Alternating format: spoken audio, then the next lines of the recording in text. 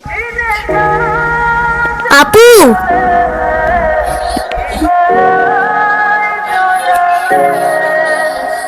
আপু তাড়াতাড়ি আয়, ঈশান ভাই আসছে। কেন? এটা তোমার জন্য। Thank you. দেখি কি? আমাকে দিছি না। আসসালামু আলাইকুম। ওয়ালাইকুম আসসালাম, বসো। বাবা, ও ঈশান। হ্যাঁ, সে তো দেখলাম। কি করো তুমি? আমি এলএলবি তে লাস্ট ইয়ারে আছি। ও, স্টুডেন্ট। তোমার উদ্দেশ্যটা কিন্তু আমি বুঝতে পারছি। জি স্যার। তোমাদের মতো ছেলেরা কেন আমাদের মতো বিজনেসম্যানের মেয়েকে টার্গেট করে, কিসের লোভে, সেটা আমার খুব ভালো করে জানা আছে। বাবা, কি বলছো এসব? তুমি চুপ করো, আমি কথা বলছি। তোমার ফ্যামিলিতে আর কে কে আছেন? বাবা মা দুজনেই আছেন, কিন্তু ফ্যামিলি বলতে আমি একা। তার মানে আমি তো ঠিক বুঝলাম না। তারা আমার সাথে থাকে না, সেপারেটেড। ও, বুঝতে পারছি। তা প্রবলেমটা কার ভেতরে? বাবা মাকে ছেড়ে চলে গেছেন নাকি মা বাবাকে? আপনি ঠিক কি মিন করতে চাচ্ছেন আমি ঠিক বুঝলাম না স্যার। আই মিন, ক্যারেক্টারের প্রবলেমটা কার ভেতরে ছিল, তোমার বাবার না মার? আরে সমস্যা তো আপনার ক্যারেক্টারে। You don't even know the basic manners. কিভাবে কারোর সাথে কথা বলতে হয় সেই ভদ্রতাটাও শেখেন নাই আপনি। আমাকে আসছে আমার বাবা মা নিয়ে কথা বলতে। আর হোয়াট ইউ মিন ভাই, তোমার মতো ছেলে? হ্যাঁ, কি টার্গেট করছি আমি? আপনার টাকা? অবভিয়াসলি, তা নয় তো কি? আপনার হয়তো আমার ব্যাকগ্রাউন্ড সম্পর্কে ধারণা নেই স্যার। আপনাদের মতো সোকল বিজনেসম্যান আমার বাবার অফিসের লাইন দিয়ে দাঁড়িয়ে থাকে। আমি এখানে আসছি শুধুমাত্র ওকে ভালোবাসি বলে, সেকেন্ড কোনো উদ্দেশ্য সমান নাই। তুমি তো একটা বেয়াদব। তোমার ক্যারেক্টার সম্পর্কে আমি খুব ভালো করে জানি। তুমি রাস্তাঘাটে মাস্তানি করো, আর তুমি কি করে ভাবলে যে তোমার মতো একটা স্কাউন্ডারের হাতে আমার মেয়েকে তুলে দেবো? তো আপনার মেয়েরে কে বলছে আমার হাতে তুলে দিতে? আমি বলছি? বাসায় ডেকে আনছেন অপমান করতে। আপনার বাবা মাই তো আপনাকে ভদ্রতাটা শেখাইতে পারেনি। আপনি আসছেন আমায় জাজ করতে। বেরিয়ে যাও, এই মুহূর্তে আমার বাড়ি থেকে বেরিয়ে যাও। আপনি যদি মনে করেন আপনি চিৎকার করে আমাকে দমায় রাখতে পারবেন, then I can make more noise.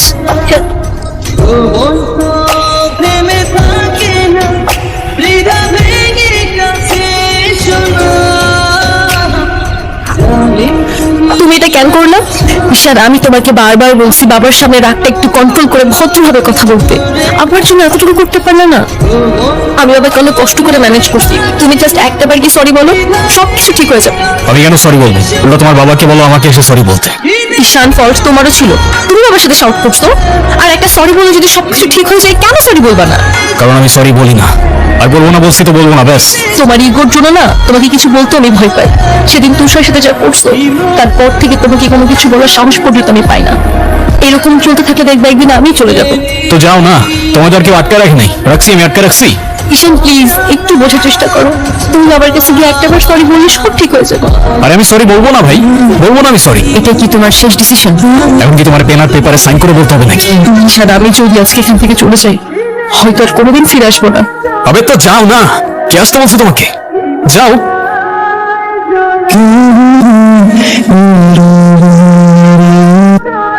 এখন তুমি স্কুল বাঙ্ক করা স্টার্ট করেছো, আবার টিচারকে ফেক গার্ডিয়ানের সাইন দেখিয়েছো। এমনটা আমি তোমার কাছ থেকে কখনোই আশা করিনি নানু ভাই। ভাইরা, নানু ভাইকে সরি বলো। আই ডোন্ট সে সরি, আমি সরি বলবো না। ভাইরা সরি বলো। আমি কি করলাম? আমি কেন সরি বলবো? কখনো কখনো আমাদের ভুল না থাকলেও সরি বলতে হয়। বেসিক্যালি ওর কোনো দোষ নেই। ওকে মার্কশিটের সিগনেচারটা আমিই করে দিয়েছিলাম, আর ওকে আজ স্কুল বাঙ্ক করতে দেওয়াটাও আমার ঠিক হয় নাই। তো ওর হয়ে আমি ক্ষমা চেয়ে নিচ্ছি, সরি। কি হয়েছে স্যার? আমার জেদের জন্য আমার মেয়ের লাইফটা শেষ হয়ে গেছে। ওরা আমাকে অনেক বোঝানোর চেষ্টা করেছিল, আমি বুঝিনি। ভেবেছিলাম আমি যে ছেলেকে চুজ করব সেই হবে ওর জন্য বেস্ট। সরকারি চাকরিজীবী দেখে ভেবেছিলাম মেয়ের লাইফটা অ্যাটলিস্ট সিকিউর থাকবে। এটা ভাবিনি ভালো চাকরি থাকলেই ভালো মানুষ হয় না। তারপর পরে আমি আমার মেয়েকে আমার বাড়িতে নিয়ে চলে আসি। ওদের ডিভোর্স হয়ে গেছে। এখন মেয়েটার দিকে যতবারই তাকাই নিজেকে অনেক বড় অপরাধী মনে হয়। যদি আপনি কিছু মনে না করেন, আপনাকে একটা রিকোয়েস্ট করতে চাই স্যার। যদি আপনার পারমিশন থাকে, আমি অনু আর আয়রার রেসপন্সিবিলিটিস নিতে চাই। কেন সিম্পথি দেখাতে আসছে? আপনি প্লিজ এখান থেকে চলে যান। আমার আর আমার মেয়ের জন্য আমি একাই ইনাফ, আর কাউকে লাগবে না আমার লাইফে। আর কারোর যদি কোনো সমস্যা হয় বলে দিলেই পারে। আমি এখান থেকে অনেক দূরে চলে যাব।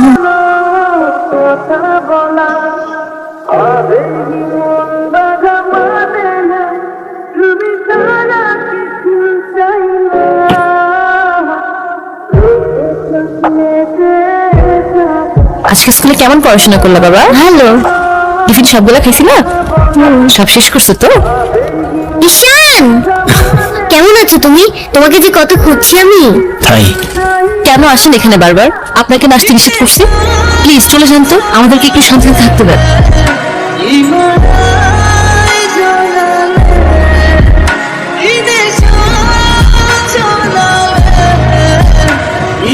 এই কখন আসলে তোমরা? ভালো আছো? এই বেলুনগুলো উপরে লাগাও তো একটু। হো না, বেলুনগুলো কেমন হয়ে আছে ঠিক করো। আয়রা, তোমার মন খারাপ কেন? সবাই সেলফি তুলছে, তাড়াতাড়ি আসো। আমি যাবো না, তুমি যাও। আয়রা চলো, কেক কাটার জন্য সবাই ওয়েট করতেছে। ঈশান কোথায়? ঈশানকে দিয়ে কি করবা তুমি? ও আসবে না। চলো বাবা, সবাই অনেকক্ষণ ধরে ওয়েট করতেছে, আসো। আমি যাবো না, যাবো না, যাবো না। নেক্সট টাইম আমার সাথে শর্ট করে কথা বলবা না, মনে থাকে যেন। আয়রা,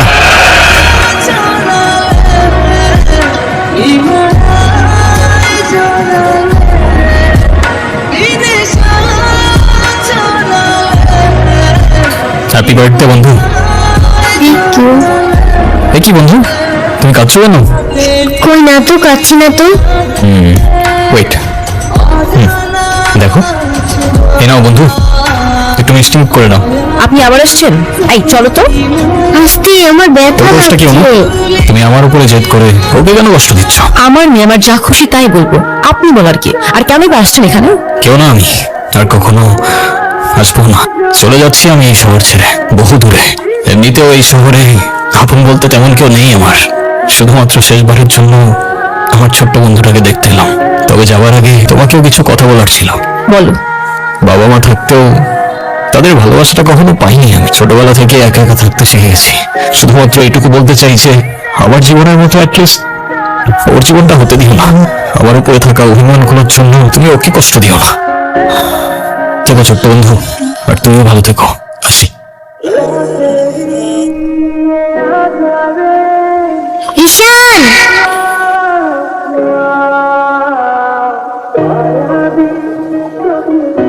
কি? ঈশান তুমি যেও না প্লিজ। যেতে তো হবেই, বলো। কেন যেতে হবে? প্লিজ থাকো না। থেকে আর কি করবো বলো, এই শহরে তো আপন কেউ নেই আমার। কে বলেছে আপন কেউ নেই? আমি আছি না, তুমি আমার সাথে থেকে যাও। থেকে যাবো? হ্যাঁ প্লিজ প্লিজ। ওকে বন্ধু, থেকে গেলাম। সত্যি? সত্যি। Pinky promise? Pinky promise. Happy birthday Happy birthday to you. Ayra. Birthday to you.